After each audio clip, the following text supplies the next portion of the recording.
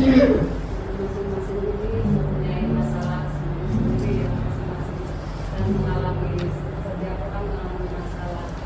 Tapi setiap masalah atau setiap proses itu membuat kita itu pada akhirnya itu tergerak-gerak dengan Tuhan, bagaimana Tuhan bekerja dalam masalah kita. Dan itu membuat hati kita itu tidak pernah kecewa mengirim. Mari kita pujikan, tak pernah kecewa. Tak pernah kecewa mengiring Yesus. Tak pernah kecewa usahakan semua berjalan sepanjang semakin bahagia. Tak pernah kecewa bersamanya. Tak pernah kecewa mengiring Yesus. Tak pernah kecewa usahakan semua berjalan sepanjang semakin bahagia. Tak pernah kecewa buat selamanya. Tak pernah kecewa mengiring Yesus. Tak pernah kecewa usahakan semua berjalan sepanjang semakin bahagia. Tak pernah kecewa bersamanya. Kita satu lagu lagi ya, bahasa Jawa. Mungkin nanti dulu.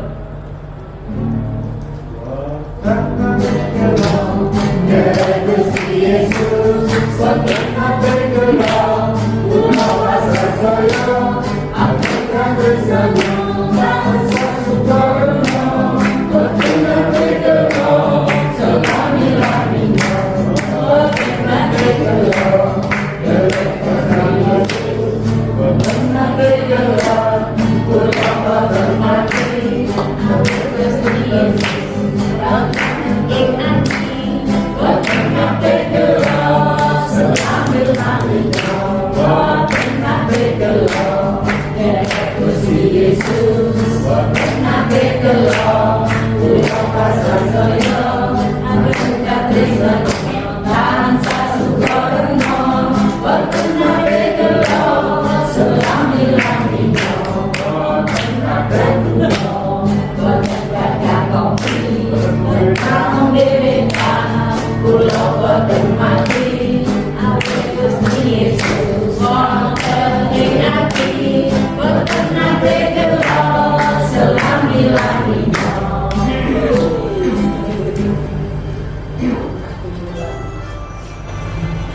Selamat malam saudaraku.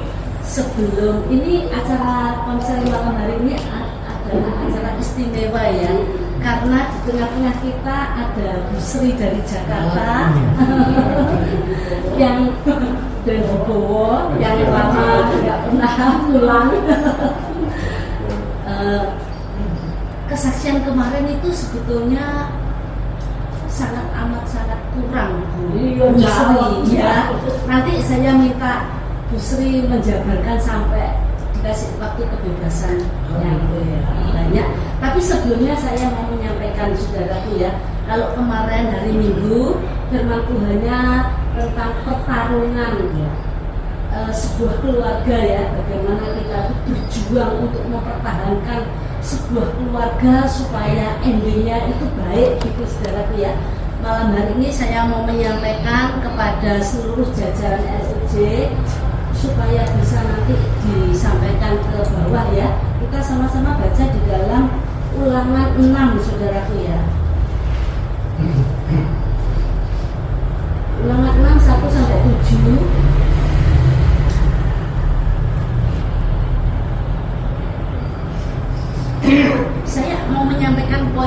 saja. Jadi saya tidak berkhotbah malam ini. Saya akan bacakan saudaraku ya. Ulangan 6 ayat pertama sampai 7. Kasih kepada Allah adalah perintah yang utama.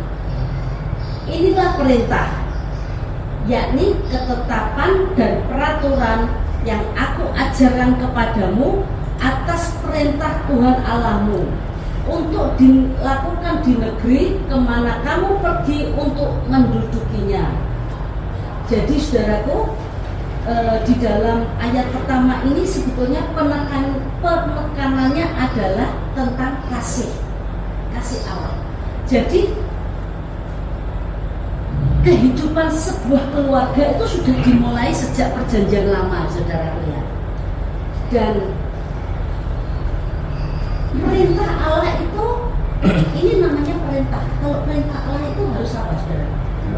Harus dilakukan. Perintah Allah yaitu apa, saudaraku? Yang pertama adalah ketetapan, gitu. Ini adalah perintah, teman-teman ngomong. Yang kedua, ini adalah ketetapan. Kemudian yang ketiga adalah apa, saudaraku? Peraturan. Jadi ada 3, saudaraku. Perintah, ketetapan, dan peraturan. Dan ini harus kita lakukan karena Allah memberikan satu janji kepada kita di dalam ayat 2. Mari kita baca. Supaya seumur hidupmu engkau dan anak cucumu takut akan Tuhan Allahmu dan berpegang pada segala ketetapan dan perintahnya yang kusampaikan kepadamu, supaya apa? Supaya lanjut umurmu, saudaraku. Ini berkat loh, saudaraku ya. Lanjut umur ya. Jadi kalau Allah memberikan peraturan dan kita melakukan, itu pasti mendatangkan kebaikan. Sekalipun kita berjalan melewati satu proses yang nanti akan disampaikan oleh Bu Sri ya. Tapi endingnya kita harus, kalau kita ada masalah, jangan yang dilihat masalahnya, tapi apa? Endingnya. Jadi kita kebalikan dengan orang dunia. Orang dunia kalau ada masalah itu kan stres, saudaraku ya. Tapi kalau kita anak Tuhan nggak boleh stres, saudaraku. Karena yang kita pikirkan itu apa? Endingnya. Kemarin kita mendengarkan kesaksiannya Bu Sri, stres tidak Bu Sri? Edan sampai lagi. Tapi endingnya cita-cita kan menang lah. Sekarang kita dibalik pola pikir kita. Sing dipikir no endingnya pasti menang, sukacita, saudaraku ya. Karena apa? Tuhan itu pasti mendatangkan kebaikan. Karena Tuhan itu yang mengerti setiap langkah hidup kita. Jalan kita yang ada di depan kita tuh hanya Tuhan yang tahu. Diri kita sendiri aja nggak tahu, saudaraku ya. Kemudian lanjut 3. Maka dengarlah hai orang Israel, lakukanlah itu dengan setia. Jadi perintah setia. Jadi perintah, ketetapan, dan peraturan itu Tuhan mau kita melakukannya dengan setia, saudaraku ya.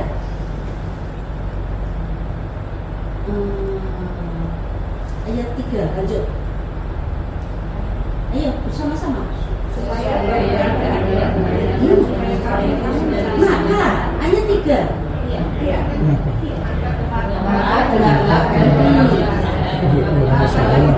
Lakukan dengan setia supaya baik keadaanmu dan supaya kamu menjadi sangat banyak seperti yang dijanjikan Tuhan Allah nenek moyangmu kepadamu suatu negeri yang berlimpah susu dan madu.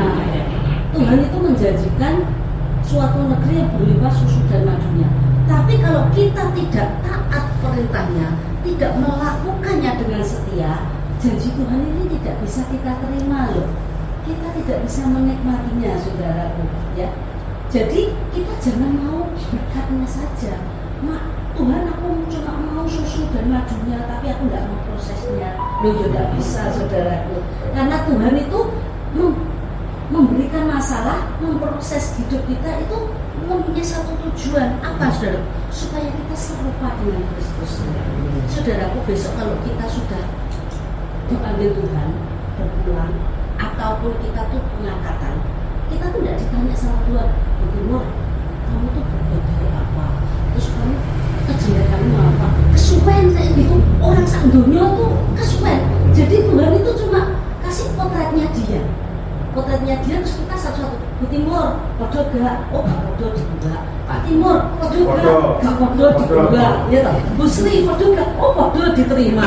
Itu saudaraku. Jadi cepet-cepetan, saudara. Ya. Jadi orang kalau ada hamba Tuhan mengajarkan, nanti ditinggal dosanya sing abot, dosanya sing kebaikannya sing kesuwen. Tuhan itu tidak mau ribet. Ya toh, disanding kayak fotonya Tuhan ambek dirinya kita. Bing, iya Bing, kamu serupa Kristus enggak? Enggak. Kan serupa Kristus masuk surga. Buana, betul enggak? Nah, kalau kita belum serupa Kristus, kita ayo berjuang, saudara. Ya, kita harus berjuang seperti Kristus, ya toh.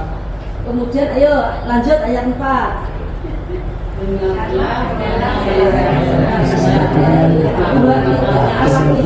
Allah itu Esa.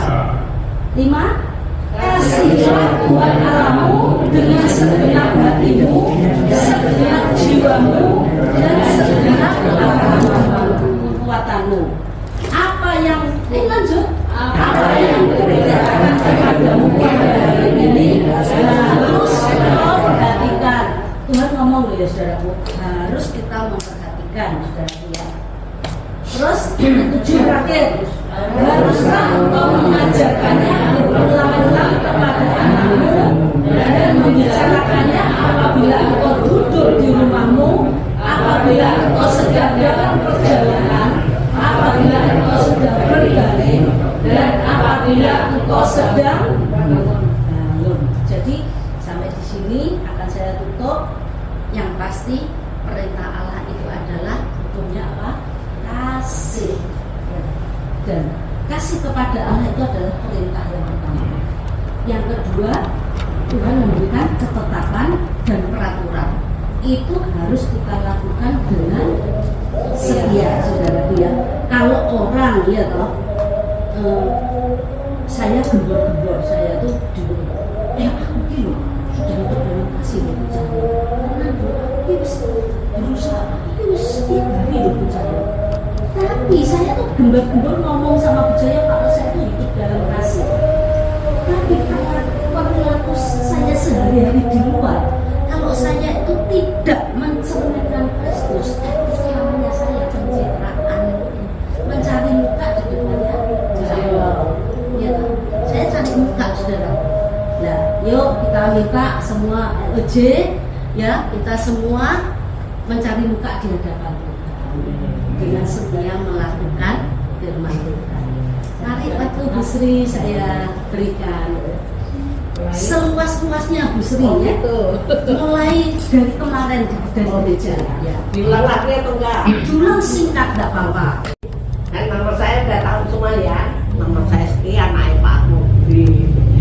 Jadi kami melayani dari kamu dari sini udah aktif sekali. Karena apa? Kami tahu waktu itu aku udah bilang kan bahwa aku masih muda, maju dalam Tuhan, pasti nggak ada masalah gitu. Ternyata waktu nikah, wah macam-macam masalah. Jadi dari keuangan, dari kontrakan, dari anak, lebih-lebih ternyata kehidupan kita paling susah adalah masalah anak. Kalau kita nggak punya duit, nggak punya makan, mungkin kita masih puji Tuhan ya. Jangan berkeluh kesah kalau kita miskin. Ternyata Allah kita itu Allah yang sangat baik, tetap dipelihara. Cuman kuncinya mesti ada kunci-kuncinya ya. Apabila kita takut dan hormat akan Allah, maka keturunanmu tidak akan meminta-minta. Jadi kita banyak hal ayat-ayat yang kita harus dapatkan betul supaya biarpun kita pasti keturunan kita nggak akan minta, nggak akan miskin. Jadi Tuhan pasti buka jalan. Itu dalam hal kejadian, maksudnya makan, minum, pakaian pasti Tuhan sediakan. Tapi pada waktu anak kita yang disikat. Karena disikat kalau tangan Allah nggak buka, sebetulnya nggak bisa nikah. Makanya aku bilang, semaju-majunya kita di dalam Tuhan, itu perlunya kita makin tahu firman Tuhan. Tanpa firman Tuhan sebenarnya kita nggak mampu. Jadi ayat-ayat itu kelihatannya kita kan hanya baca aja ya, tetapi pada waktu kita terbentur suatu masalah, ayat itu muncul. Jadi mengapa saya bertahan? Bayangin, 2 anak edan kan, namanya narkoba. Siapa yang pernah lihat orang kena narkoba? Belum ada ya? Pernah lihat? Yang bapak-bapaknya belum ya bro? Belum dong? Lihat anak edan gitu. Jadi sangat berat. Anaknya berarti 2 yang kena. Lupa, yang kena narkoba 2 dan barengan. Karena itu teorinya gini, apabila satu kena, mereka kalau satu kamar itu mesti ngajak. Jadi makanya kalau udah kena tahu harus kamarnya sendiri. Dan mereka rusak. Mula-mula manis sekali dia pandai. Karena saya tahu setelah kuliah ada kemungkinan anak ini udah kena dari SMP. Tapi saya nggak tahu. Jadi saya sebagai orang tua kerusakan anak ini sampai anak ini kuliah, saya baru tahu kok pengeluarannya banyak banget ya. Setelah saya cek di tempat kuliah, ternyata mereka nggak kuliah. Jadi uang bayaran kuliah itu kalau kita udah transfer bayar, kita bisa ambil. Jadi alasannya dia nggak ngikutin pelajaran, jadi nunggak gitu. Baru ngerti. Jadi kami orang tua kalau anaknya kena narkoba, sebetulnya kita nggak ngerti apa-apa. Nah, pada saat aku tahu nakal, itu mulai curiga kan, kok pengeluaran uang. Karena manis sekali bu, anaknya kena narkoba awal-awalnya manis sekali kata-katanya. Pulang-pulang memang anak ini baik kan, aku udah bilang kalau aku sakit waktu SMP belum jatuh, itu kalau aku sakit turun dari tempat tidur, itu sandalnya langsung disiapin. Sampai segitunya, itu kalau sudah kena nakalnya luar biasa. Ya nyuri, itu awal-awal nyuri dalam rumah kan sendiri. Jadi kalau aku hitung secara material berapa ratus juta, karena aku kan pedagang itu ya, pedagang barang antik atau barang jadul lah, itu barang dagangan itu luar biasa. Habis, bukan habis semuanya maksudnya, namanya perhiasan-perhiasan itu habis. Itu kalau hitung secara keuangan terlalu banyak pengeluaran 2 anak. Terus itu kalau saat itu kalau waktu nakal, kan aku catat nakal apa. Sehingga waktu saya setelah selesai anakku berkemenangan, saya sebetulnya bikin buku mematahkan dulu narkoba. Sebetulnya ada juga mungkin dulu di perpustakaan, ada masih ada. Nah, kalau pengen tahu bagaimana kita menghadapi peperangan rohani, karena apa ya, saudara-saudara mungkin nggak mengalami peperangan rohani seperti saya, tetapi tiap orang pasti ada peperangan. Tapi bagaimana kita anak-anak Tuhan bertahan? Jadi mengapa saya bertahan? Mula-mula itu ada ayat, engkau adalah Petrus. Ada siapa yang tahu? Saya bacakan dulu ya. Dan aku pun berkata kepadamu, engkau adalah Petrus, dan di atas batu karang ini aku akan mendirikan jemaatku, dan Allah mau tidak akan menguasainya. Kepadamu akan kuberi kunci kerajaan surga. Apa yang kau ikat di dunia ini akan terikat di surga, dan apa yang kau lepaskan di dunia ini akan terlepas di surga. Ya. Jadi ayat itu mula-mula yang mengapa saya bertahan. Oh, ternyata aku ini ada Petrus. Tuhan sendiri yang bilang, kamu Petrus loh.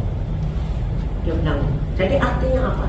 Kita ini gagas, kuat sekali. Biarpun kita ditaruh di suatu lautan, itu ternyata itu kamu tahu arti Petrus itu dari mana batu ini bisa keras. Itu sebenarnya awalnya itu adalah binatang-binatang kecil-kecil di laut, berkeriapan nggak karuan. Tetapi setelah mati dia berkumpul kan, menjadi keras kan, dan mereka keras. Artinya apa? Kita anak-anak Tuhan itu tidak bisa hidup sendiri, harus mati. Kedagingan kita itu mati di dalam kumpulan-kumpulan. Jadi mama ini sel, kita ini sebenarnya harus mempunyai kedagingan kita ini sudah mati. itu ternyata kita menjadi batu karang. Jadi artinya kalau menghadapi suatu masa bersama-sama itu ada kekuatan. Karena apa? Doa daripada saudara-saudara itu powerful ya. Tanpa ada kumpulan sel-sel gini saudara itu nggak kuat. Jadi ayat itu pertama yang membuat aku kuat, kamu adalah Petrus. Jadi artinya saudara-saudara itu sebenarnya Petrus, batu karang. Jadi waktu ada tempaan itu badai nggak akan pecah, itu nggak akan pecah. Dan paling hebat Tuhan bilang, engkau akan menjadi tiang apa fondasinya, sokok guru. Jadi artinya apa? Kita dipersiapkan itu sokok guru itu penatua, kota gereja. Karena aneh kan? Menurut teori kalau kita ini sebagai pelayan Tuhan punya masalah di dalam keluarga, zaman dulu dipecat loh, kita nggak bisa melayani. Urus dulu keluarga kamu nyampe benar. Nah, kalau ngurus sampai 18 tahun gimana itu? Kita nggak ada total gereja mungkin ya, karena semuanya jadi lemah semua kan. Tetapi pada saat itu memang gereja kami juga biarpun dia kok justru kamu di tempat itu kamu mau dipersiapkan. Waktu itu aku nggak ngerti persiapannya apa, tetapi artinya apa? Kita akan pakai sebagai tiang gereja. Nggak gemen-gemen loh. Makin saudara banyak masalah, justru engkau akan dipakai Tuhan. Terus yang lain apa selain sokok guru? Korintus 4 ayat 8 sampai 9. Dalam segala hal kami ditindas, namun dalam segala hal kami ditindas, namun tidak terjepit. Kami habis akal, namun tidak putus asa. Kami dianiaya, namun tidak ditinggalkan sendirian. Ya. Kami dihempaskan, namun tidak binasa. Ya. Saudara pasti sering baca ayat ini kan? Ada kala kita hanya membaca sepintas saja kan? Tetapi ternyata ayat ini Tuhan bilang, kamu tidak mau nggak hancur. Kamu di apa lagi Pak? Ditindas, tidak Ditindas loh. Tindas itu artinya betapa kita di bawah seolah digiling oleh steam untuk penghilangan aspal itu ya. Tindas nggak akan hancur. Artinya ayat ini menunjukkan bahwa kita anak-anak Tuhan sebetulnya powerful. Tetapi coba kita perhatikan, kita kan sering kalau ke saya baru saja anak sakit aja lah, sakit tuh anak kita project mau mati. Soalnya kita bisa-bisa nanti kita ya ini hidup enggak gitu kan. Tapi bayangin saya saudaraku, kalau anakmu narkoba pas dia sakit tuh ngamuk kayak mau edan, wes ngamuk minta duit. Makanya saya sering bilang gini, waktu pagi aku berdoa, jam 4 pagi berdoa, dalam nama Yesus, roh kegelapan, roh narkoba terlepas dalam nama Yesus. Kan pertanyaan lagi kan tiap pagi. Jam 9 pagi dia bilang, Ma, minta duit dong. Lah otaknya kan tahu, nek dia kasih 50.000 pasti beli narkoba kan. Karena itu uang bisa digabung. Jadi saya kasih tahu satu paket narkoba kecil berapa miligram itu 150.000. Saat itu 13 tahun yang lalu itu satu paket 150.000. Jadi dia itu kongkong-kongkong dengan teman-temannya itu pakai bersama-sama patungan. Terus ada tekniknya itu gelar kloso. Itu ini mereka tuh ada kode-kode tersendiri. Artinya gelar kloso itu mereka beramai-ramai pakai. Jadi gabungan. Jadi sekarang gini, saya sering katakan satu paket 150. Sedang harga beras berapa coba kita? Kan harga 15.000 sekilo kan. Satu paket ini berapa kilo? 10 kilo kan. Mereka tidak ngerti. Pokoknya ngeluarin. Itu satu minggu bisa 5 atau 4 kali. Tiap hari bisa habis. Jadi secara keuangan saya hancur-hancuran ya, hancur-hancuran. Artinya betapa kita itu dipertemukan melalui keuangan. Mesti dikasih terus. Ya enggak, nyolong lah. Nyolong. Jadi kamu harus tahu ya. Satu mobil. Semua mobil jual, semua mobil apa aja yang ada di rumah bisa dijual. Tidak marah. Rice cooker. Yuk, Mereka dikasih model tipe saya pasti ngamuk lah, nggak mungkin. Ayo, tapi ingat ya, ternyata ada orang tua terlalu lembut hanya nangis, dicolong barangnya nangis, nggak berani ngelawan. Ini jadi banyak ada tipe orang tua yang kalah sama anaknya, kan ini giles loh. Anak yang orang kena narkoba itu giles kita. Jadi nek kita berani, kita kadang-kadang katanya, ini orang pelayan Tuhan kayak gitu. Berani ngomong itu, berubah total. Jadi kita anak yang kena narkoba itu yang rusak adalah mula-mula fisiknya. Karena apa? Sekali pakai darahnya langsung kotak, kental. Jadi tulang-tulangnya nyeri banget. Satu kali pakai. Dan yang rusak juga mentalnya, mental rusak. Jadi yang dulu manis-manis jadi pemarah, rusak sana rusak ini. Kalau pokoknya edan. Terus keuangan kalau dia udah kerja, contohnya itu dia punya, karena udah kerja, dia punya uang 50 juta untuk beli motor trail, baru 35 juta beli, baru seminggu 2 minggu dijual 15 juta. Jadi manajemen keuangannya juga rusak. Jadi kerusakan anak ini juga rusak banget. Makanya saya tahu ternyata firman Tuhan yang katakan Yesus orang gila Gadara nyabrang danau hanya demi satu dua orang bilang, saya imani Tuhan, engkau cari loh anakku, biarpun bagaimana gilanya dia nggak terkendali anakku, marah. Kalau orang narkoba itu kekuatannya itu melebihi, ada sesuatu yang aneh. Jadi kerusakan sangat-sangat besar tubuh, jiwa, rohnya.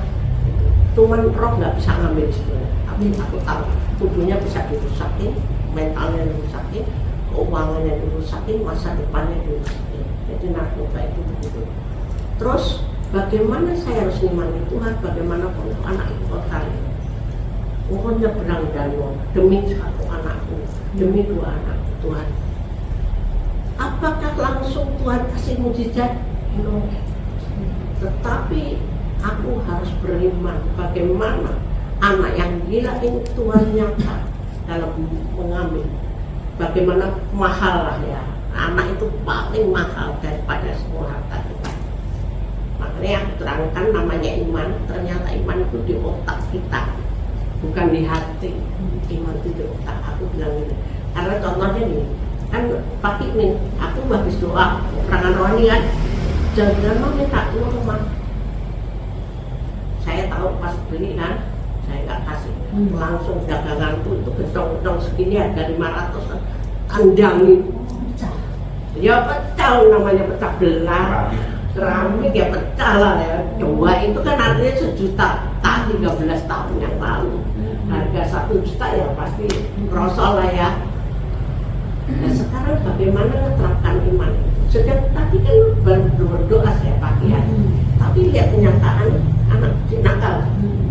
Itulah fungsinya namanya iman. Iman itu biarpun kelakuannya kayak begitu, mataku lihat nakalnya gitu, tetapi aku berdoa, tetap berdoa bahwa dalam nama Yesus ada kuasa. Wah hancur roh, narkoba hancur. Itu tiap hari, maksudnya tiap hari ya, kita peperangan rohani itu tiap hari. Tapi lihat kenyataan itu, ternyata kita nggak bisa ngomong ke orang lain, wah aku nakal, mecahin daganganku.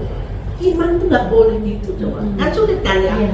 Nek secara daging mau aku susah, ya ngobrol lah sama konco ketemu gitu ya tak? Bayangin aku cerita, wah tadi anakku nakal mecahin daganganku. Ternyata iman itu sebenarnya nggak boleh. Karena apa? Kita kan sudah berdoa dalam nama Yesus, sembuh sehat.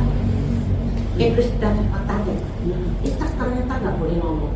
Anakku nakal, anakku sakit. Jadi iman itu sampai gitu, nggak boleh. Mata kita masih melihat kenyataan kerusakan kayak begitu. Ternyata kita nggak boleh katakan anakku pun sehat, nggak bisa. Tetap kita mengimani sehat. Sulit kan saudara? Sulit. Dan ini 18 tahun loh. 18 tahun peperangan rohani demi anak-anak. Saya bukan jelekin suamiku ya, laki-laki lihat anaknya nakal kan nggak mau dilonjak oleh anaknya. Bapak-bapak rasa nggak kalau diberaniin anaknya wani kan? Belum. Sakit berarti. Hati-hati kalau maksudnya kamu nggak berani lawan anak supaya kamu nggak dihina oleh anakmu. Iya toh ada harga diri gitu kan. Jadi laki-laki itu pada saat ada peperangan rohani, makanya aku bilang mengapa ibu-ibu itu adalah penolong. Ternyata bapak-bapak ngadepin anak itu gak kuat. Ya, ingat ya, ternyata bapak-bapak itu tidak kuat kalau sampai serusain karena harga diri. Aku nasehatin anakku nakal, terus ngomong biarkan Pak ngapain, cuma ditituin aja. Langsung sebetulnya dia gagah kan, bapak-bapak pasti gagah kan. Dikatain, Bapak ngapain sih ikut-ikut campur masalahku, aku kecil. Tetapi ibu-ibu itu kelihatannya konyol, berani sama anaknya. Kalau tidak ada backing daripada ibu-ibu sebagai penolong, suami ambrol. Karena aku lihat temanku itu kolonel, satu anaknya saja narkoba, gak kuat, bapaknya kolonel, mati. Ibunya karena ditinggal mati bapaknya, seminggu nyusul mati juga, gak kuat. Ngadepin aku berat sekali, ngadepin anak yang narkoba itu sulit. Jadi masalah itu anak yang terikat narkoba itu peperangan rohani tidak hanya 1 hari 2 hari. Sampai anakku yang waras nomor 2, 3 ya, 1, 2 dia waras. Dia bilang, Mama mau puasa. Justru nasihatnya apa? Mama ini peperangan rohani lama. Kalau Mama sering puasa fisik ini bisa enggak, stamina kurang. Coba. Memang teorinya kita punya masalah harus banyak puasa, tetapi fisik itu menghadapi mereka harus kuat. Nggak bisa kita nggak puasa. Jadi artinya puasa bukan makan minum aja. Ternyata doa makin kita tingkatkan ya. Jadi artinya apa? Narkoba itu peperangan rohani nyata untuk merebut jiwa ya. Ini jiwa anak kita, belum jiwa anak-anak yang lain. Pada saat itu aku catetin semua kesusahanku, belum kan bagaimana saat itu anakku nyolong gitu, ini bagaimana roh pencuri, roh persinahan, pokoknya segala kenajisan, dosa-dosa semua ngikat anak. Nah bagaimana sekarang 2 anak ini untuk memenangkannya? Apakah dalam waktu dekat 18 tahun itu aku ya wis lah nggak kuat aku beda nggak bisa, kita punya masalah nggak bisa bilang. Jadi tiap hari pagi kalau bisa tetap berdoa, sampai kadang kala saking lelahnya, saking susahnya fisik ini nggak bisa berdoa, ngomong nggak bisa, lemas. Mungkin siapa yang pernah susah sampai selemas itu fisiknya, ada nggak itu? Ada apa? Nggak ada ya. Saking susahnya itu tenaga ini kayak dilolosin habis. Bagaimana kita ini kalau untuk bertahan dalam keluarga kita, contoh kondisi ini fisik lemah, ternyata bahasa roh. Kelihatannya bahasa roh itu sederhana sekali ya, kita cuma ngomong aja. Soalnya kita kan tahu bahasa roh itu kan kita berbicara dengan Allah sendiri. Dan Allah sendiri akan bekerja melalui. Karena kalau kesah kita ini kita nggak bisa menyampaikan semua, saking susahnya nggak bisa keluar. Jadi cuma bahasa roh. Ternyata waktu berbahasa roh lama-lama ada kekuatan malah dobrak lagi perang lagi. Coba begitu terus-menerus 18 tahun. Jadi jangan sampai kita gampangin bahasa roh ini ya, kita nggak bahasa roh. Biarpun kita cuma masak aja, ya bahasa roh pelan-pelan lah. Ternyata ada kekuatan Allah. Jadi waktu ada gempuran berkali-kali, karena itu masalah mesti ada masalah anak-anak narkoba yang masalah uang, masalah mencuri, masalah ini. Nah, makanya Pak Timur itu sampai tanya bagaimana urusan dengan polisi, ya tanya dia kemarin. Jadi saya sudah bilang ke anak, namanya narkoba, kamu itu urusannya dengan pemerintah. Karena pemerintah kan melarang adanya narkoba. Kalau dia melanggar pemakaian, kamu pasti urusannya dengan pemerintah. Saya akan lepas tangan. Kalau memakai masih kita peperangan, masih cover lah.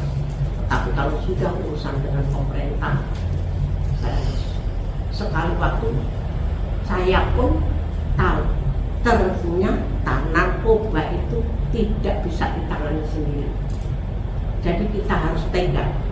Jadi mungkin aku lupa ayatnya. Pernah nggak membaca bahwa aku di penjara? Ingat nggak? Aku di penjara, aku lapar. Aku nggak kamu kasih makan. Aku nggak punya baju, kamu nggak kasih baju. Ya kan? Pernah kan? Kamu minum, aku haus nggak kamu kasih minum. Lupa ayat berapa ya? Jadi ternyata ayat itu bukan kita hanya baca aja kan, nggak ngerti artinya kan. Ternyata gitu, saudara. Ternyata kita harus berani. Kalau anak kita melakukan kesalahan, kita tidak boleh ngapa. Jadi waktu penangkapan, namanya dia memakai melarang barang narkoba itu kan pasti ditangkap polisi.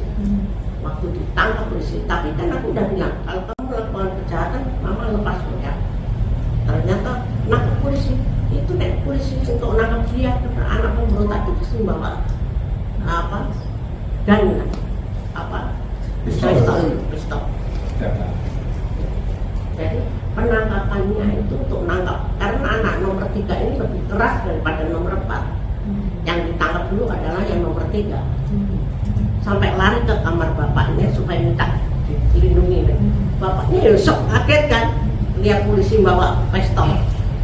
Tapi saya karena harus berani mendadakin. Sekarang bayangin ibu ada anak ditangkap polisi pakai senjata, seorang ibu berani nggak ngadepin?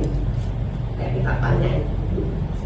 Secara ini kedel kan, kita ini kedel. Tetapi ternyata kita anak-anak Tuhan itu harus tahan. Karena apa? Kita harus ingat dia melakukan kesalahan. Jadi kita harus tega untuk Tuhan itu campur tangan. Jadi rencana Tuhan itu kadang-kala melalui hal-hal yang begitu. Karena anak masuk penjara kan kita malu, ya kan? Kalau anak kita masuk rehab malu kan. Tetapi ternyata Tuhan punya rencana yang harus dia itu lewat yang begitu. Tetapi saya ingat waktu engkau di penjara, ternyata Allah ini tidak meninggalkan. Karena dia tanya kan kepada manusia, aku waktu lapar kamu nggak datang ngasih makan aku. Artinya Tuhan tuh lihat kan ya, tahu kan. Jadi artinya apa? Anak ini ternyata tetap diperhatikan Allah Tuhan. Tuhan punya rencana bahwa pemulihan itu melalui penjara maupun melalui atau yayasan-yayasan. Waktu itu ya sudah saya lepas, harus saya tega. Waktu ditangkap kan langsung dimasukkan ke itu badan narkotika yang itu yang negara telah buka. Itu anak itu dibawa malam itu dibawa ke sana. Langsung waktu setelah itu 3 hari saya baru dipanggil, boleh ketemu pimpinannya. Ditanyakan kan bagaimana ini. Ternyata banyak orang tua itu angkat tangan kepada anaknya saking nakal. Pertama memang udah ngabis hartanya, kedua tidak tahu jalan keluarnya. Dan tahu namanya narkoba itu anak sekali pakai, kalau kita bawa ke dokter itu enak badannya. Tetapi waktu dia pakai lagi, darahnya makin pekat, itu 6 bulan lagi. Jadi mubasir obat dokter yang awal. Jadi kayak penyakit apa yang itu kalau kita pakai terus nggak terlambat sehari saja kita langsung harus ulang lagi dari awal. Ya. Jadi sampai segitu. Narkoba itu juga begitu. Jadi kita pakai 6 bulan, pakai lagi, kena lagi 6 bulan lagi. Jadi makin pekat darahnya. Nah itu secara kimia karena dia harus pakai terus kan. Jadi waktu dia tangkap di hidung, dia dimulai ini, saya baru panggil kan, apakah saya mbak ke dokter, saya bawa. Dan dokter, obat dokter itu tidak murah, 10-13 tahun yang lalu dokternya saja satu anak 250, obatnya sekitar 750. Jadi satu anak 1 juta, 2 juta dan 2 minggu, tiap 2 minggu harus berobat.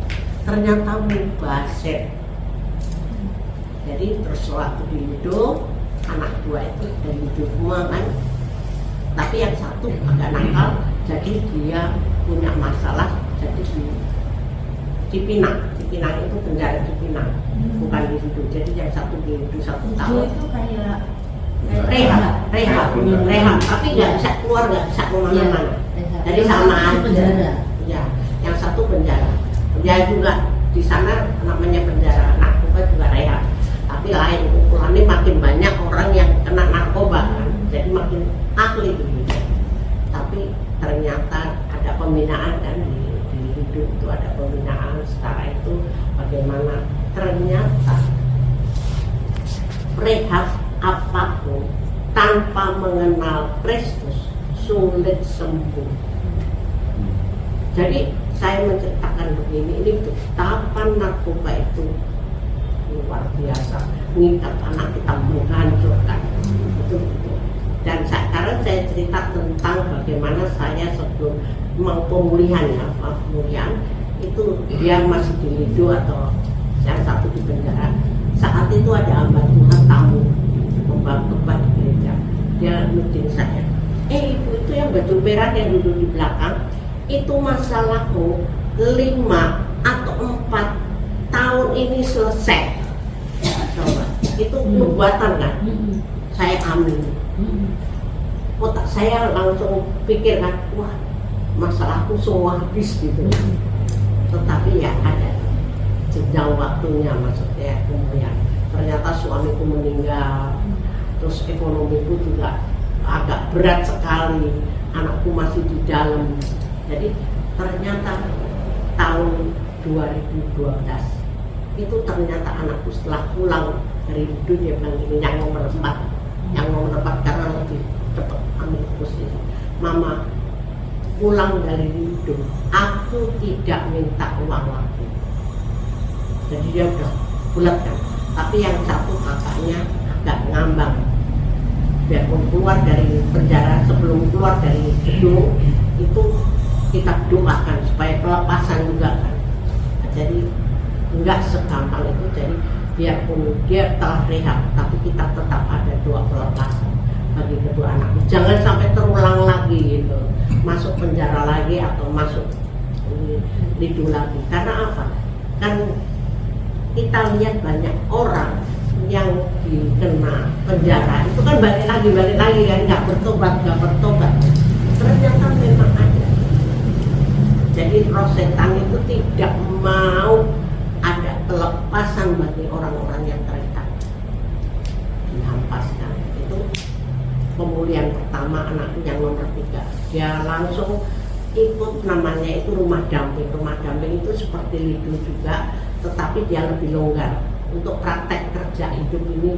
Bagaimana kalau dulu direhab 1 tahun nggak punya kerjaan, nggak punya itu kan ada perubahan lain, belajar hidup lagi baru. Nah waktu di tempat rehab tadi dia sudah bilang, saya tidak minta uang mama. Jadi kerjaannya apa saudara? Cuman kalau ada mobil tamu, dia nyuci mobil tamu dapat 20.000, ada motor dicuci dapat 5.000 selama 2 tahun. Itu pemulihan yang nomor 3 itu cepat karena dia memang melepaskan. Dia S1-nya itu udah nggak ada artinya dia. Sekali waktu pemulihan yang dia adalah datang ada dokter yang harus kontrol yayasan itu kan. Dokter itu siapa? Karena anakku waktu itu lagi betulin genteng di atas. Itu siapa? Ya itu anak-anak di rehab itu. Udah itu suruh bikin surat lamaran ke BNN pusat. Nah, suruh jaga gudang. Langsung bikin lamaran, masuk di pelayanan maksudnya kerja di BNN. di gudang ya didiemin aja, gak ditemuin dia saat dia bengong di dalam gudang ngapain, mula-mula nyapu, ngepel, setelah ngepel bengong lagi kan, motong filenya, terus lama-lama ternyata itu pasti ada CCTV-nya, sehingga ternyata dia aman. Dan dia pemulihannya adalah setelah dia tahu dia rajin kan, dia disuruh sekolah, ada pelajaran macam-macam dia ikutin terus, jadi sertifikatnya akhirnya banyak untuk pemulihan untuk anak-anak yang kena narkoba. Jadi waktu dia dimulai diangkat kerja honorer, dia dipercaya adalah untuk mendidik anak-anak yang kena narkoba yang di bawah kolong jembatan, yang orang-orang miskin. Jadi puji Tuhan dia mulai pemulihannya cepat karena itu dia ambil pelayanan yang nomor 4 ini, melayani anak-anak yang kena narkoba. Waktu dia mulai angkat-angkat, ternyata pemerintah itu waktu sertifikat ini ternyata dihargai. Yang tahun lalu ada tes, yaitu penerimaan pegawai negeri. Jadi ada tesnya, karena dia sertifikatnya udah banyak, ternyata dia dulu kan di bawahnya Lido itu kan ada kayak seniornya gitu kan. Ternyata seniornya ini kalah banyak sertifikatnya kan dengan anak. Jadi ini juga sama mudah, akhirnya ujiannya itu bareng. Ya puji Tuhan mereka baik senior maupun anak lulus. Jadi jumlah dari Jakarta itu hanya ada 32 orang, anakku 2 orang saja yang lulus.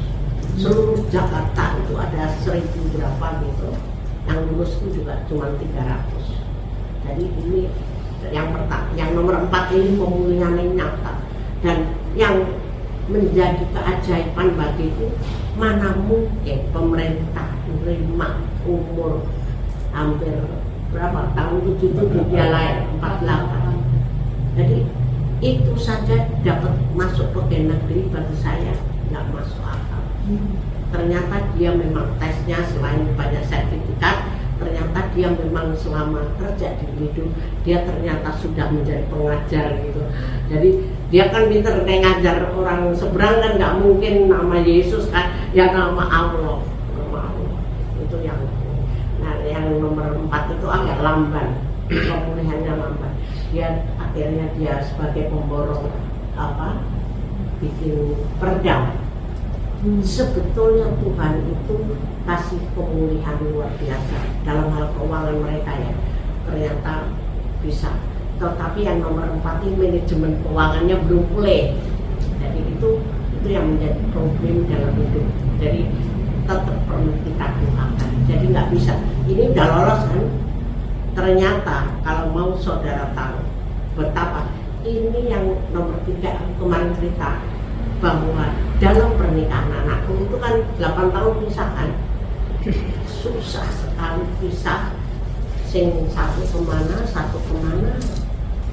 Sedang waktu mau nikah jangan nikah dulu, saya bilang ceweknya jangan nikah dulu karena ini anak kena narkoba. Tapi ceweknya udah seneng, udah nanti pasti sembuh kalau udah nikah gitu kan. Baik namanya cinta makan cinta lah. Dia belum ngerti kan namanya hidup ini nggak semudah itu.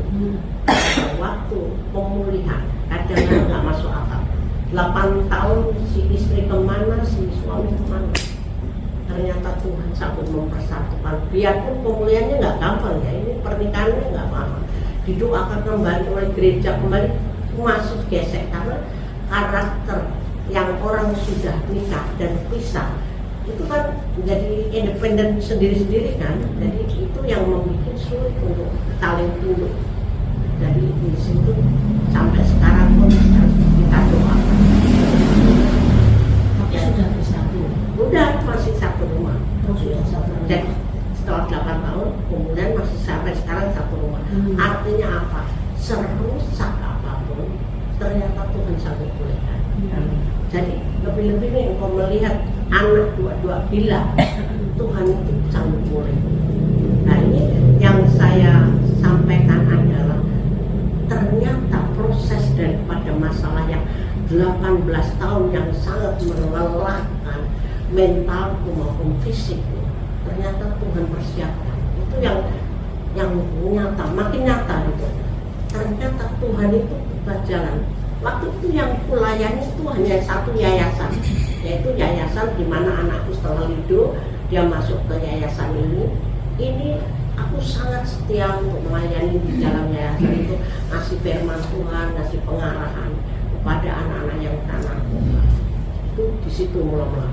Ternyata Lido ini yang pusat BNN pusat Lido itu, dia lihat dari sana, dia bilang udahlah kalau sekali-kali melayani ke Lido. Itu sebetulnya secara teori tidak masuk akal. Baik penjara-penjara sampai sekarang, berapa penjara yang kami layani itu sebenarnya nggak masuk akal, hampir semuanya gitu. Udah Bu Sri temu sekarang pelayanan di sana. Jadi kami di Lido itu sebulan 2 kali. Terus penjara-penjara itu akhirnya kebuka semua karena dari yayasan. Kalau yayasan itu contohnya gini, jadi anak-anak yang kami layani yang waktu itu rusak di yayasan maupun di Lido maupun di penjara, kalau dia sudah sembuh bertobat, dia cerita sama atasannya bahwa aku dulu yang melayani itu timnya dari Abanov Busen. Jadi akhirnya kami itu dipanggil oleh pimpinan mengunjungi ke mereka untuk membawakan firman Tuhan. Jadi surat pelayanan itu belum masuk, kita sudah melayani juga. Tiap bulan satu yayasan itu ada tiap Sabtu, ada setiap minggu. Kalau yang penjara itu sebulan 2 kali. Itu berapa penjara? Jakarta itu berapa penjara itu ada. Baik Depok, baik Tangerang, baik yang pemerintah punya lembaga itu banyak. Tangerang juga. Jadi itu di penjara itu ada khusus penjara narkoba, ada penjara umum. Penjara umum itu gabungan penjara semua. Nah dari situ ternyata Tuhan itu memakai kita luar biasa. Karena apa?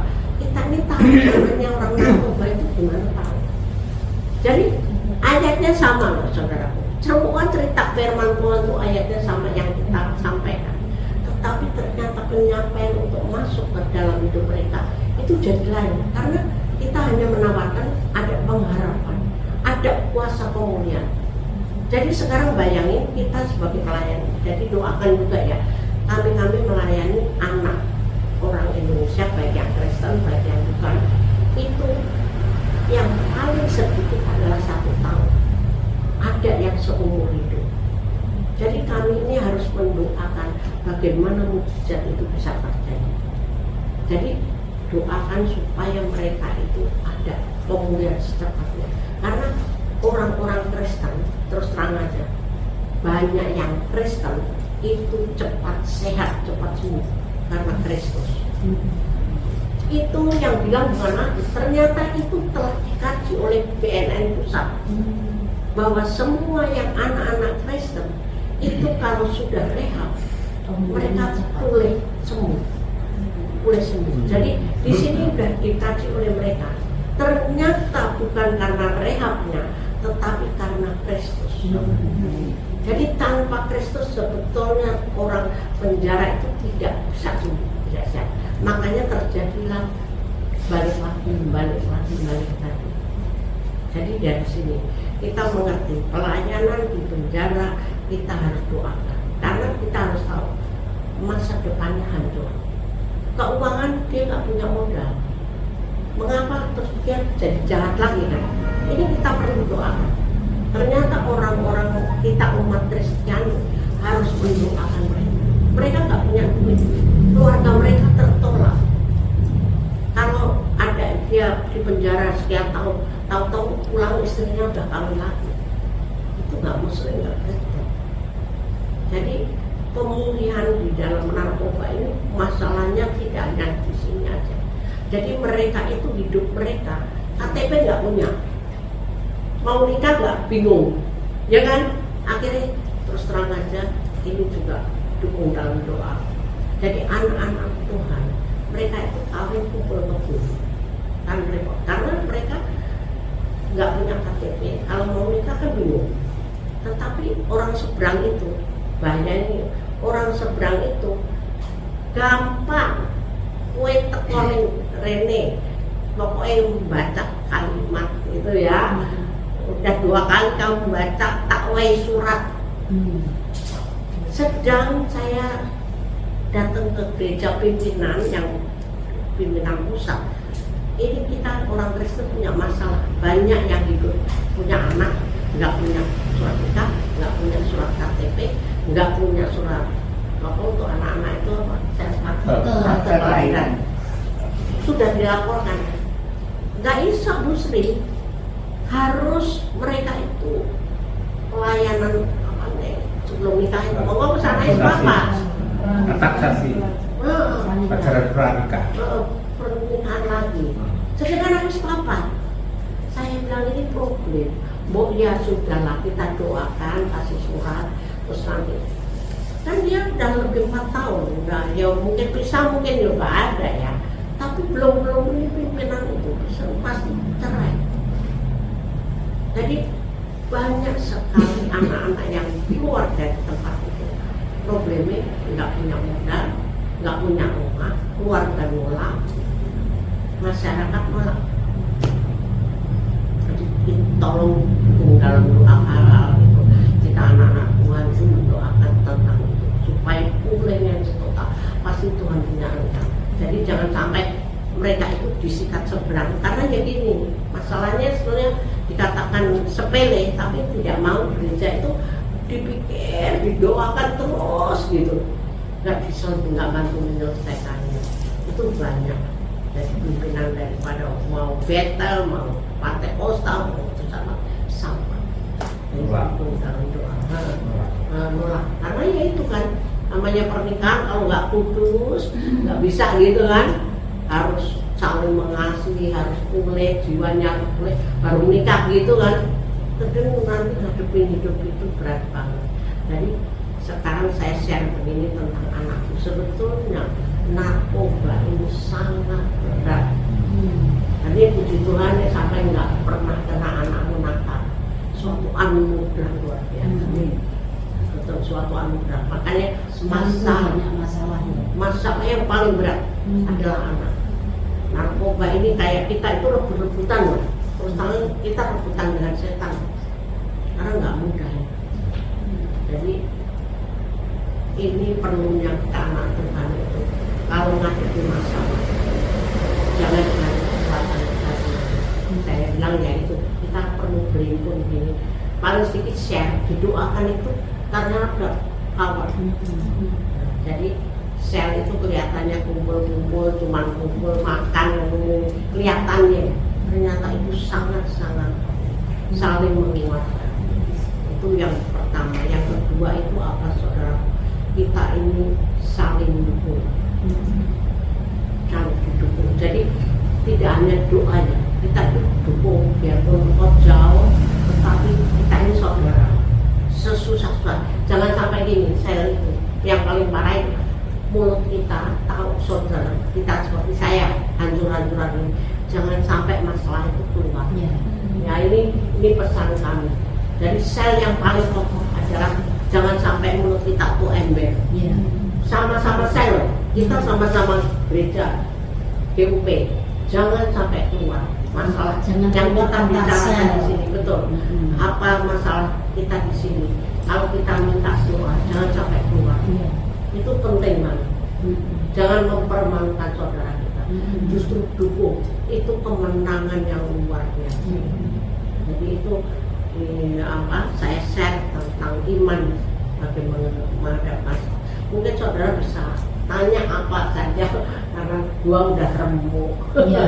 Ayo siapa yang boleh tanya tentang apa saja? Ini gini, tadi ceritanya itu masih kalau dengan saya kan militer, makanya kemarin Pak Gatot mengatakan kesaksian. Beliaunya ini pikir kakak saya ini orang yang sungguh-sungguh dalam Tuhan, pikirnya semua baik-baik saja, tiba-tiba dihantam dengan anak. Kolak kan? Kita kan kolak. Tele-tele.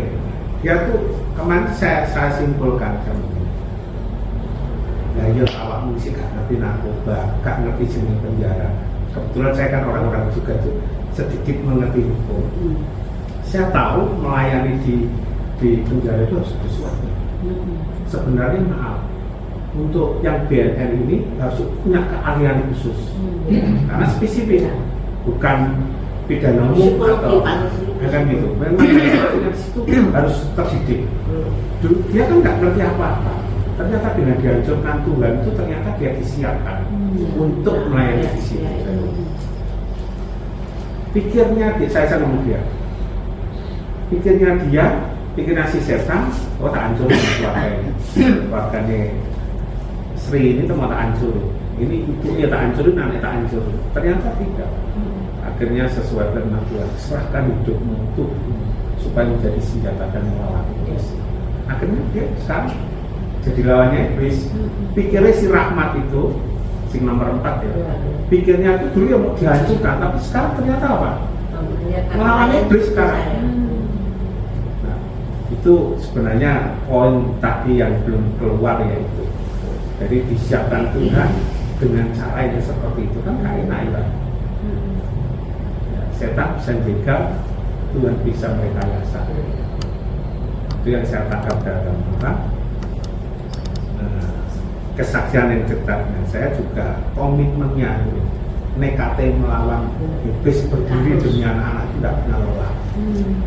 Sudah cerita nanti respon 12 tahun. 18 tahun. Jadi semua masalahnya, baik masalah bisnis, masalah uang, masalah apa-apa, kita ini nek perang jangan setengah-setengah, jangan langsung.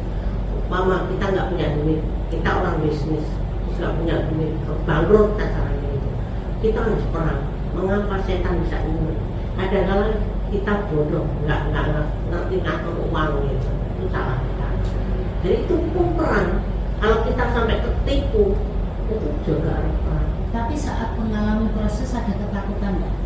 Enggak, karena udah terus kan, kita nggak boleh standby. Maksudnya takut ini, mungkin mati apa udah takut misalnya anakku ki iso ora. Oh enggak boleh ya, nggak boleh.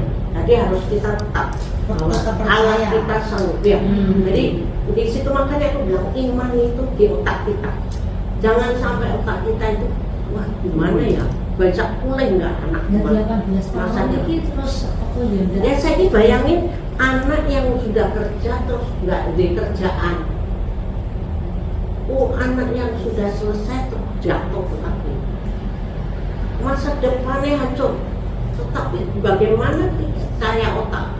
Firman Tuhan itu maksud bilang iman itu mengimani bahwa Allah bisa melakukan sesuatu yang ada. Kalau engkau lihat anakku sekarang yang nomor 4 itu, jadi gajinya itu untuk kredit mobil. Nek malam pulang kerja itu jam 4, jam 5, jam 6 ya. Terus dia ngojek dengan mobilnya. Biarpun dia nggak mau ngambil jauh-jauh, nge-grab. Artinya apa? Manajemennya kan udah dimulaikan kan? Tapi remuk-remukan dengan fisiknya kan? Jadi daya juang yang dulu hilang, keuangan mereka sudah hilang, tetapi ada kemauan yang kembali. Jadi hal-hal itu kita harus doakan. Jangan pernah di wah somari enggak, tidak kuat enggak. Jadi jangan. Kita harus tetap kokoh bahwa Yesus sanggup. Yesus sanggup pulihkan. Kita nggak sehari pun tidak boleh. Jadi tetap pasti Tuhan tolong. Jadi itu yang mengokohkan adalah firman Tuhan. Tapi 18 tahun ini tidak mudah. Iya, yang santunan itu makanya saya bilang. Dia kan cerita sama saya. Jadi firman Tuhan sih tak bocor, sih tak itu tak masuk pulang minggu tuh kayak nggak ada semua. Iya. Ketika betul masalah itu. Jadi ternyata nggak bilang ya. Enggak. Ternyata makanya ke perempuan itu perlunya guru sekolah minggu untuk ternyata basic dan cerita-cerita firman Tuhan yang kecil kita. Kok aneh, kok bisa muncul lagi? Karena kita ngadepi masalah, itu firman itu keluar. Contohnya gini, contohnya aku kan pernah kehilangan mobil di negara Arab. Mobil ini kan masih kredit, jadi nggak pakai asuransi lagi. Saya dirampok di Yemen itu 2 kali. Yang pertama di rumah, yang kedua di padang pasir. Jadi waktu dia ngerampok saya di rumah, ini kunci di tangan saya. Mobil pintu gerbang tak pencetin supaya suamiku buka pintu, tapi dia nggak mau karena nonton bal-balan. Pikirnya karena aku nggak kunci ya buka sendirilah gitu. Ini penjahatnya itu perebutan ini. Penjahatnya di dalam? Enggak, kan ini Depan bawa rumah. mobil. Oh, di depan rumah. Aku di depan rumah. Iya. Contoh Iya. Terus rebut-rebutan kunci kan. Ternyata temennya keluar bawa senjata panjang udah pokang kan. Jadi umpama kunci ini tak lempar ke kebunku, pasti aku gak kehilangan mobil. Tapi aku saya digondol kan. Iya. Jadi akhirnya setelah dia ngokang, ya sudah. Akhirnya saya diamin aja. Dia lepas lah, bawa lari. Terus baru suamiku bukakan pintu. Setelah bukakan pintu, ngapain sih mas? Klakson. Mobilnya dirampok. Ya paling dipinjem, buyurnya gitu. Tapi saya nangis karena mobil ini kan saya ngredit nggak asuransi. Terus ternyata firman Tuhan kalau kita kayak ini, ingat ayat itu tentang cerita Ayub. Kalau cerita Ayub itu ceritanya kan ya zaman aku setelah minggu. Ya kita biar baca firman Tuhan Ayub gitu kan susah. Tuhan langsung ingatkan, ontanya berapa yang bilang? Onta itu kan sama dia dengan mobil. Kamu satu nangis, terus langsung dalam nama Yesus, mobil tidak bisa keluar, tidak bisa lari. Sedang mobilnya udah bawa lari ya. Ternyata mobil itu diparkir di suatu gang. Mereka itu kuncinya ditinggal, dia nggak bisa bawa keluar. Sedang karena mobil ini nggak bisa keluar dari wilayah itu namanya ada, desanya namanya ada, nggak bisa mentuk. Ada kemungkinan dia melihat malaikat atau lihat polisi, sehingga dia nggak bisa bawa mobil itu. Dan dia mesti jualnya ke Saudi Arabia. Di padang pasir juga sama. Waktu itu kan kita lari mobil baru, jadi sekitar 120 larinya kan padang pasir. Itu mobil yang ngejar kita itu Toyota baru juga. Dia megol gitu kan di depan kita. Terus aku pikir ini pasti rusak mobilnya. Jadi kita kan pelan. Setelah pelan ternyata dia Ngerampok. Otaknya langsung jalan. Kalau aku mati neng ini kan tembak darahnya habis. Tapi neng nggak mati kita jalan kaki di padang pasir. Ternyata waktu kita go out, kita nggak mau keluar. Terus akhirnya setelah ngongkang biasanya kita langsung keluar, ya jalan keluar mobilnya bawaan. Ternyata kita nggak ditembak kan di situ, terus mobil bawa lari. Sedang itu udah dengan perbatasan itu kira-kira 4 kilo dengan Saudi.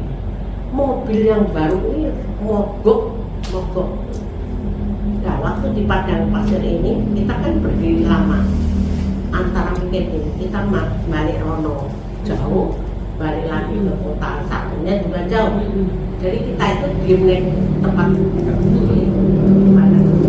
ternyata ada mobil dari oil company. Kita ditolongin, diantarin sampai kantor polisi. Terus tahu bahwa kita dirampok, dia langsung ngambil mobilnya itu Toyota Bobrok. Bani itu gundul, dia bawa granat itu ngejar mobil kita di perbatasan. Ternyata mobil itu nggak bisa ini nggak bisa starter. Ditarik oleh penjahatnya tadi sampai bengkong ini. Itu dan besi kan, depan itu kan kayak bumper tapi ada lagi besi. Itu sampai bengkong ditarik. Ternyata dia itu membawa lagi mobil 2 supaya bisa narik ini. Ternyata ada polisi di situ, dia balik lagi. Sekarang masuk akal nggak?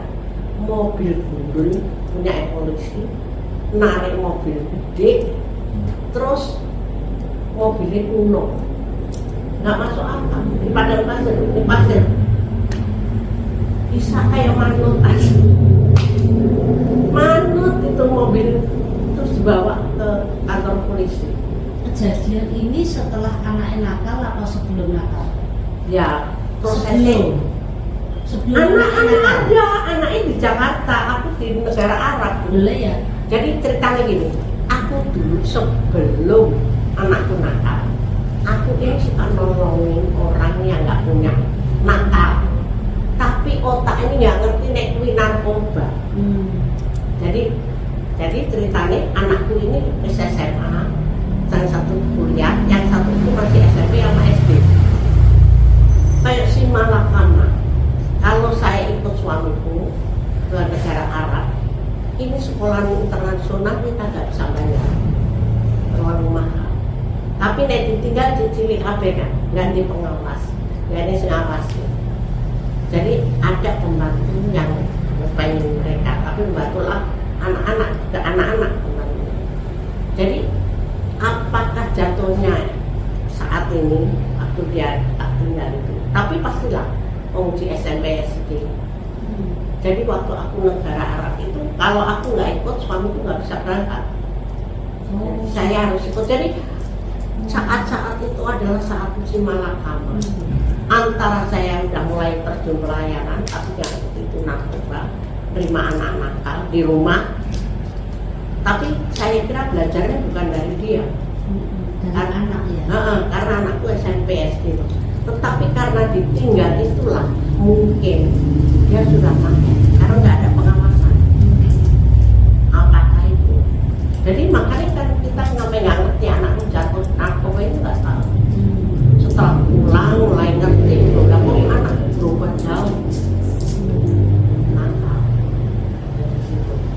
Jadi dari situ aku cerita ini bahwa Yesus itu hidup, nyata, pertolongannya itu nyata.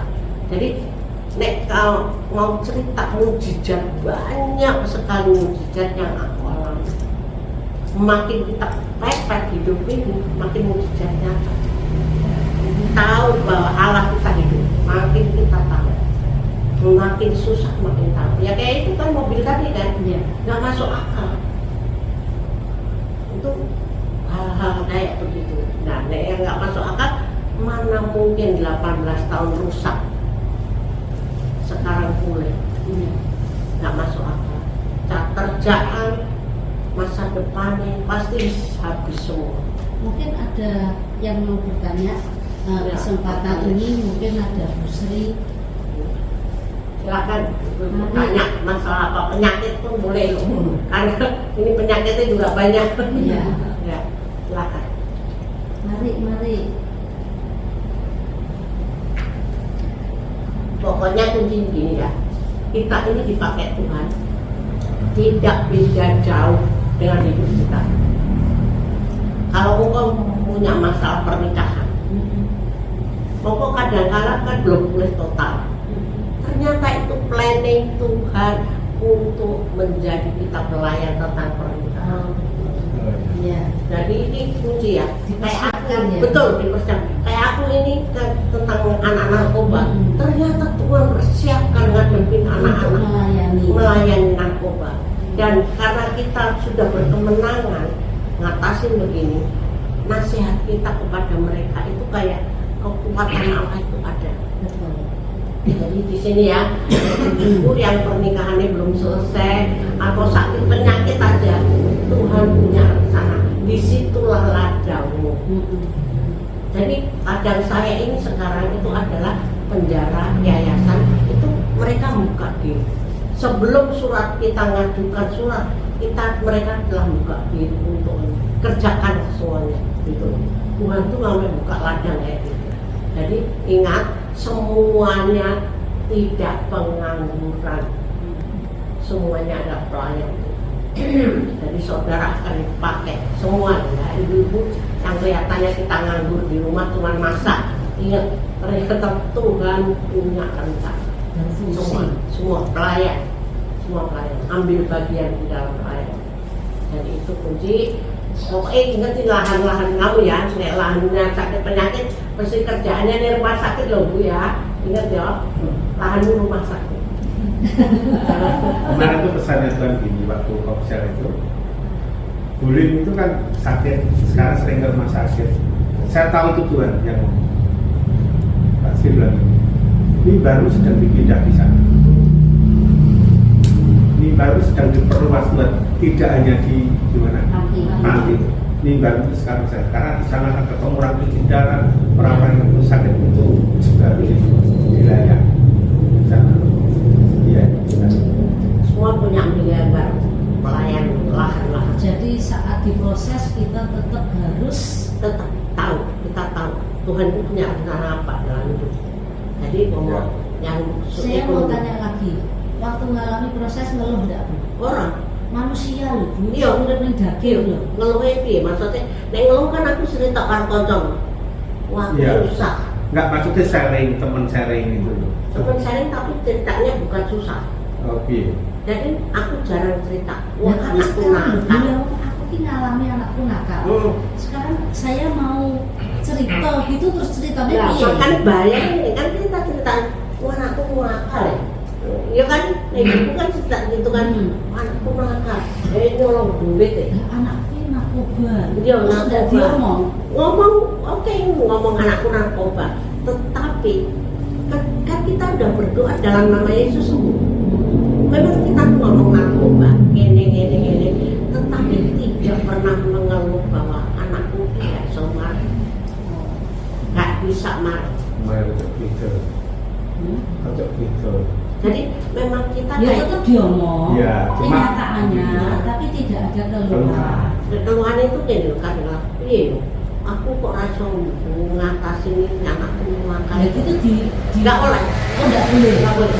Jadi secara pribadi kita memang berkemenangan di dalam semua masalah ya. Kalau kita nggak punya duit aja lah, aku lagi duit, ini dagang sepi banget. Oke, cerita sepi. Tolong bantu doa ya. Kok daganganku sepi? Jangan sampai kok sepi sampai aku langsung bayar utang, nggak bisa ini, nggak bisa itu termasuk keluh kesah. Jadi repotkan kita anak Tuhan. Jadi Ya, tapi kan kenyataannya kan saya nggak bisa bayar utang toh Bu. ya kadang-kadang kan didoakan bersama Bu.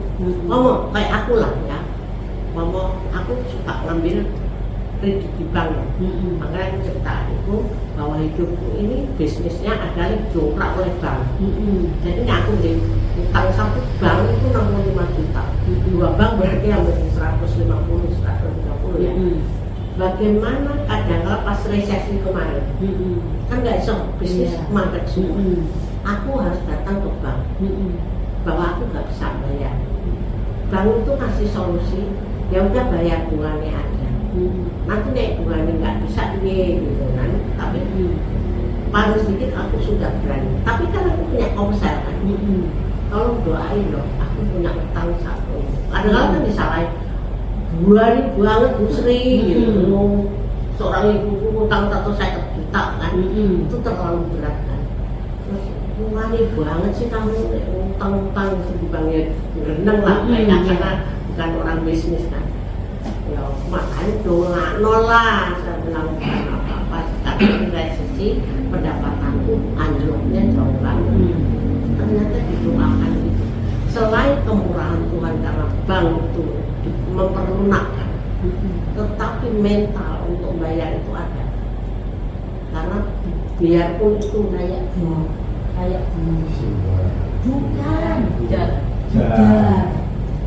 Jadi gitu. Jadi makanya aku bilang iman itu kan kita lihat kenyataannya susah kan. Kayak uang kita nggak di duit, terus anak nakal, ini kan. Tapi tadi kan kita udah berdoa, gak nama Yesus terbuka jalan. Yuk, tapi kita ketemu temen, wah gimana ya aku mau tak bayar pakai apa ya? Itu kan ngeluh, Nggak boleh. nggak oleh. Oh tadi udah bilang kok Tuhan buka jalan kan. Saya ini cerita karo orang, ini contoh kan, ini contoh. Contoh. Justru kita Iya. ngomongnya kan harus kebalikannya toh Pak. Contoh kan.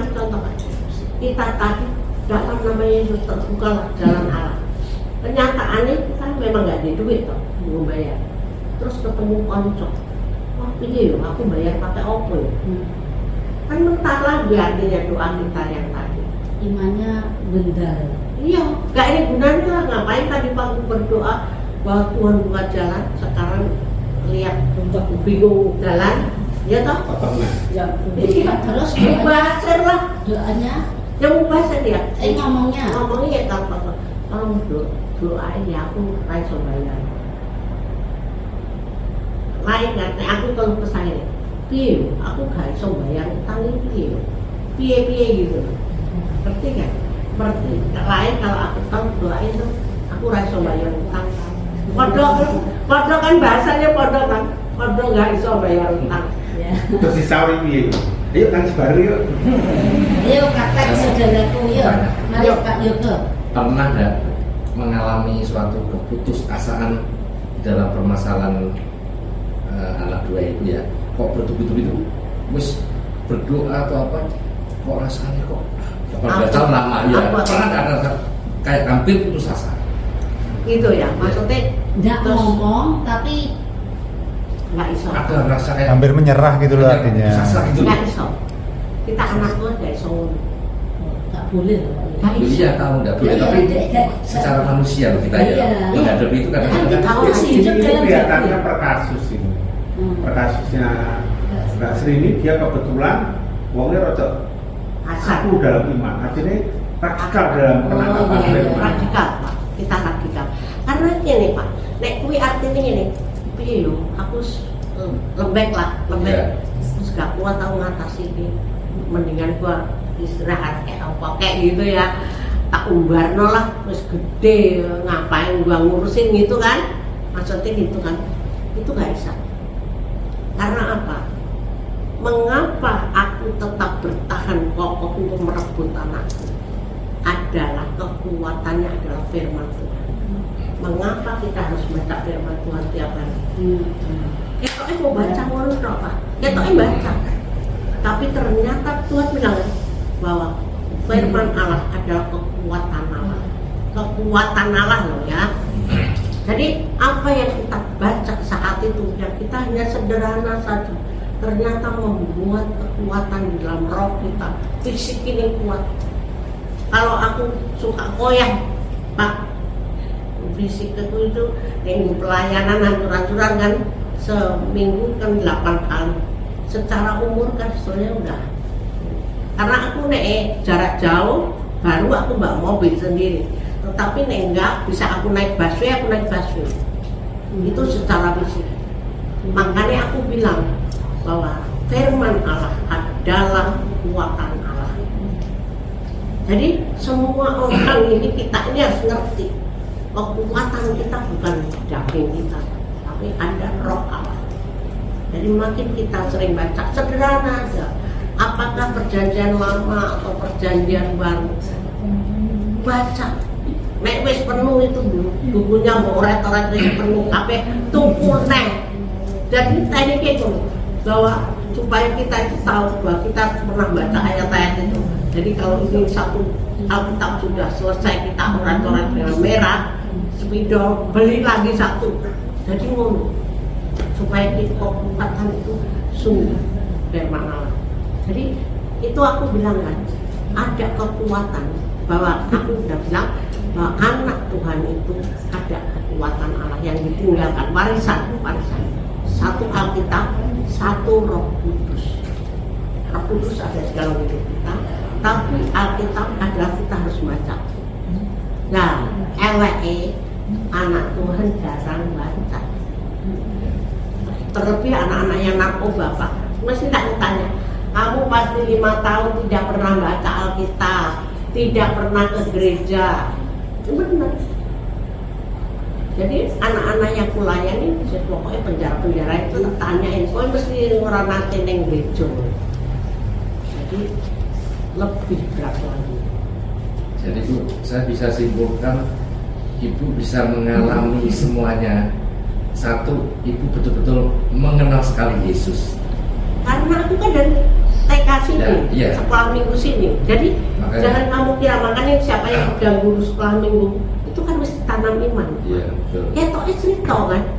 Kita naik sekolah minggu kan cuma cerita bantuan Yesus tuh 5 roti 5 itu kan, ya toh. Kita kan cuma dengerin domblong kan, kita nggak ngerti apa. Tapi kita harus gimana? Apa yang keluar dari mulut Allah tidak akan keluar sia-sia. Padahal si cilik dulu. Iya. TK toh. Makanya perlunya guru sekolah minggu. Tekankan saya di Pak Iman. Guru sekolah minggu harus tanggung jawab, menanamkan iman. Betul. Karena waktu dia mulai SMP, Tapi SMA, kita orang tua juga wajib Bu Sri Wajib. di rumah. makanya nek zaman dulu orang tua kan suka cerita ke anak. Nek mau sebelum bumbu. Tapi kan orang Indonesia nggak ada itu. Kita bawa anak kita ke kamar tidur, kita cerita firman Tuhan. Saya ini punya tanggung jawab nggak waktu anakmu kecil maksudnya SD SMP cerita di samping tempat tidur itu. Cerita nggak? Tak tanyain. Enggak kan? Enggak, ini kecil diceritani. Iya tapi kan sampai lalu tidak pernah menyiapkan anak kita waktu bobo kita cerita tentang Tuhan Yesus. Iya, kalau dulu waktu anak masih kecil kan diceritani. Ya kan Kita ada. sendiri, Apa? kita sendiri. Tapi Saya ceritani anak saya waktu masih kecil, tapi nek anaknya sudah gede ya sudah Ya. enggak. nah itu sebetulnya ceritanya lain lagi, tapi tetap Tuhan Yesus. Tapi ngadakan misbah doa. Iya tapi kan itu satu arah. Jangan anak itu taubat kita kan. Jadi ternyata anak-anak termasuk aku dulu, biarpun komunikasi ya ini karena aku punya anak sampai sekarang itu namanya aku nyium anak itu masih ada. Anakku udah nikah masih aku cium. Jarang kan ada kan? Iya, Tapi aku masih sebetulnya sangat dekat. Itu saja bisa diseket iblis loh. Sampai Oh, aku berarti sekalipun anak kita sudah berkeluarga, kita juga masih mencium anak kita. masih rangkul. Masih rangkul. Biasanya ya Bu Sri, kan nggak anak-anakku nek cium aku. biasanya gini, kalau saya sama anak saya yang di luar kota begitu datang ketemu, ya mesti Baru. tapi nek sing ning aku bendina ketemu ya enggak ibu. Nek pamit dolan nang metu, Ya pamit. tapi sun enggak. Hah? Ngesun kita enggak. Iya. Nah, Oh, nek cium enggak. ya. Sun. Ada bendina ketemu ya cium. Angel kan? Angel kan? Karena gini, orang Indonesia kalau anaknya pas papat SD, kita jarang rangkul, jarang cium kan? Soalnya mungkin kebiasaan hidup di luar negeri. Enggak, memang aku dari dulu tahu gini. masih sakit Ada counternya itu memang ya. Makanya aku kan Mbak Putri inget ya, aku kan Mbak Putri biarpun nggak ada ngajarannya kan, aku tetap cium Mbak Putri. Ya toh, kalian nggak? Ya soalnya kan jarang ketemu. Biarpun nggak jatuh, tapi namanya dulu nggak ada pelajaran itu. Iya. Aku mau mencoba, ternyata ada sesuatu. Ayo praktek ya, Iya, untuk iya. anaknya sendiri ya, supaya kita keluarga juga dibolehkan. Amin.